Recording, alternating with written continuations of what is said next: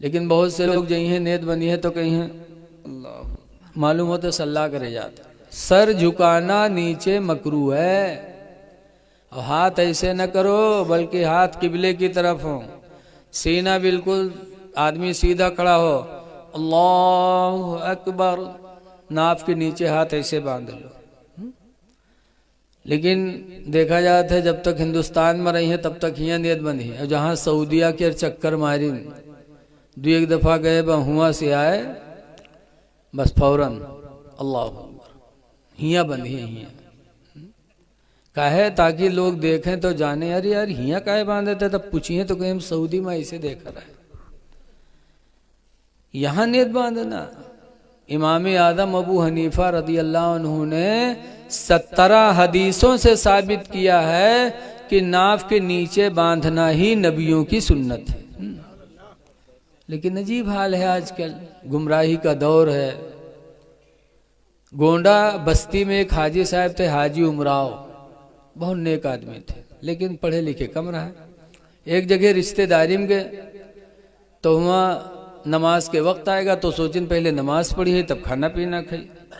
हाजी उमराव साहब गए मस्जिद में और वज़ू बनाने के बाद गए कि लाओ जमात से नमाज पढ़ ले गए, देखा तो जमात खड़ी थी तो हुआ देखें कि सब हियाँ नियत बांधे हैं। इमाम का देखें तो इमामों ही बांधे।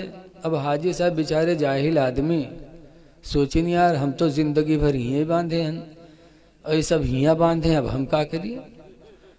तो थोड़ी देर सोचिन वोचिन के बाद जमात में खड़े हो गए और हाजी साहब नियत बांधें तो कहें अल्लाहु अकबर, अब हियाँ बांधें। अब अगल बगल वाले घूर घूर ऐसे ऐसे देखें, लेकिन हाजी साहब बेचारे बांधे रहे।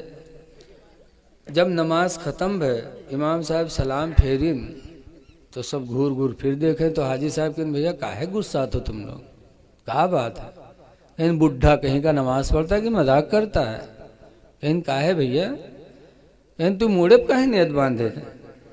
तो हाजी साहब कहें भैया जिंदगी गुजर के बुढ़ाए गए लेकिन जहाँ गए हुआ ही नियत बांधे, देखा हम जिंदगी भर हियाँ बांधे, लेकिन आज तुमरे हियाँ हैं तो देखा तुम लोग हियाँ बांधे हो। तो हम सोचन कि मालूम जितने ऊंचे बांधो उतने ज़्यादा सवाब है। कहा तो हम कहने हम ही न बांध ली जो सब सवाब हमका मिले। तो चुप।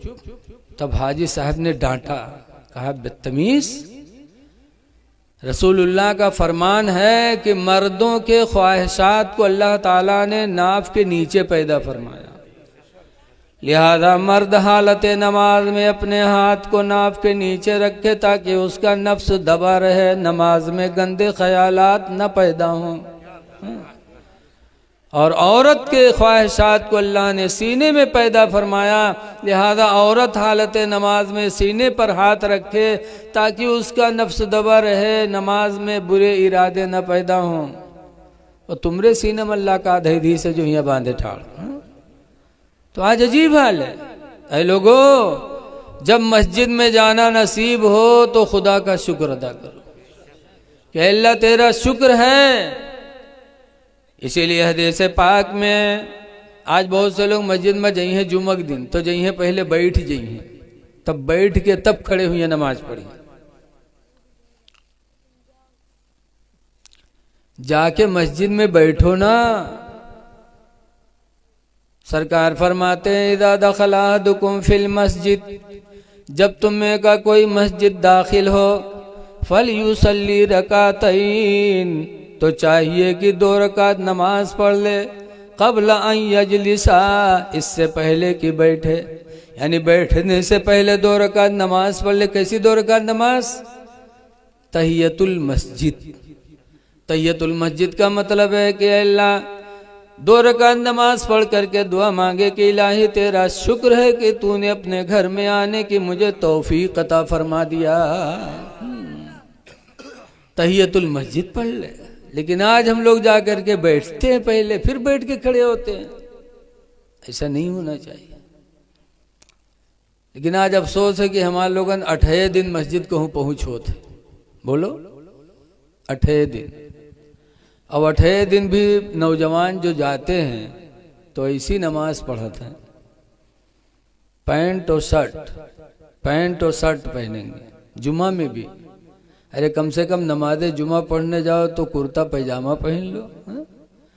पैंट और शर्ट पहन के जाएंगे, और शर्ट कितना लंबा होता है, जहाँ से ताहम पैंट खत्म होते हुए तक के शर्ट जाते। अब ऐसे नौजवान पंजगाना तो पढ़ते नहीं, जुम्मा के दिन जई हैं और के बाद पढ़ी हैं, और जब रुकू मैया जई हैं तो शर्ट ऊपर खसकिए, पैंट नीचे खसक जी, 2 इंच दुकान खुल जाते। और के बाद जब सजदम गए तो आधी दुकान खुल जाता। अब बताओ तुम्हारी सतरे औरत खुल गई तो तुम्हारी नमाज टूटी कि नहीं टूटी? बोलो, 1 इंच अगर सतरे औरत खुल गई तो नमाज आपकी गई? तो आपकी तो नमाज गई ही, और पीछे जो तुम्हारी दुकान देखा तो उके का हाल हुई बताओ, उके दिल की दुनिया कहाँ चली जी? तो तुमने अपनी भी नमाज बातिल किया और अपने पीछे वाले की भी नमाज को बातिल किया।